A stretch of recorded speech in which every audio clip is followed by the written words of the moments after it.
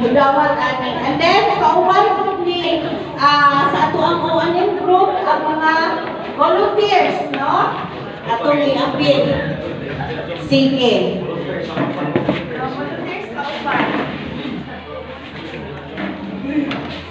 Okay. Okay na, alam ka na volunteer sa tao, private official sa atanan. Okay. So, in behalf of the Provincial Government of Bohol, under the leadership of Honorable Aristotle Aventado and Vice Governor Victor Balete, kining atong pala or atong i-turnover ang ato ang solar dryer ngadto sa local government unit of Batuan Bohol aron motabang sa pag-atibang pag-amuban o pagpadagan nga magamit kini sa mga katawan o sa mga katawan sa mga sponsor atong giniimpigan aron magamit pa din for the next generation sa atong mga kabataan. So akong it's over sa atong Vice Mayor Jane Bulalaki.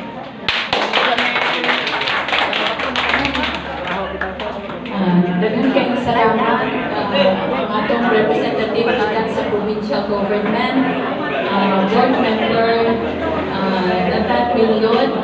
Ako kining pagadawaton or o daghang kayong salamat sa usa ka gasa nga gihatag gikan sa national government ng PSWD.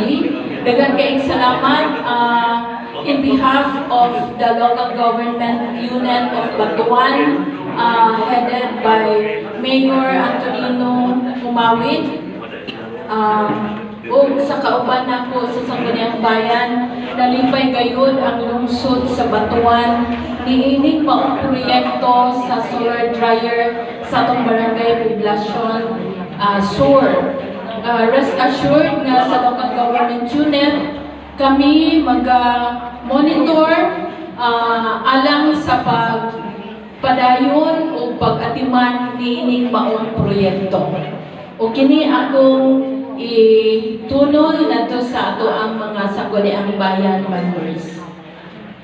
Daghang salamat ug atong hatagan masipagpakpak ang Ginoo.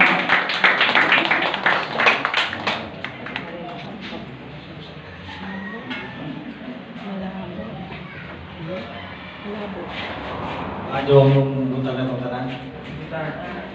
Daghang salamat, board member, Ma'am Jane, Vice Mayor, at sa atong mga kagawad. On behalf of the Barangay Development Council, Technical Working Group of Barangay Pasungsor, Municipality of Batuan, Province of Bohol, we are hereby turn over the above stated completed software project implemented through Community Force account according to its plans, specifications, and program standard with technical assistance provided by the barangay and the municipal local government unit and fund support from the Kalahig, CIDSS, NCTDP, AF, Disaster Response Operations, modality of the Department of Social Welfare and Development.